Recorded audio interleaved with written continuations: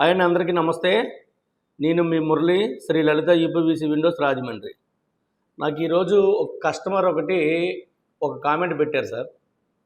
Sir, window తయారైపోయిన తర్వాత లోపల iron వేసారో లేదో మాకు ఎలా తెలుస్తుందండి? తెలుస్తుంది సార్, అది పెద్ద కష్టమేం కాదు.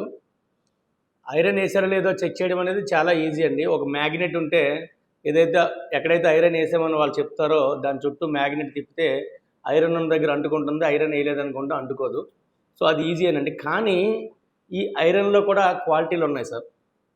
0.6 mm ఉంది, 0.8 mm ఉంది, 1.2 mm ఉంది.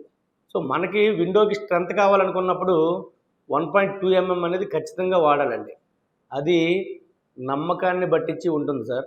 మేమైతే ఖచ్చితంగా కస్టమర్కి ఏదైతే చెప్పామో అదే 100% మేము కస్టమర్కి ఇస్తాం. మీకు ఎవరికన్నా విండోస్ కావాలనుకుంటే కింద నెంబర్కి కాల్ చేయండి. నమస్తే.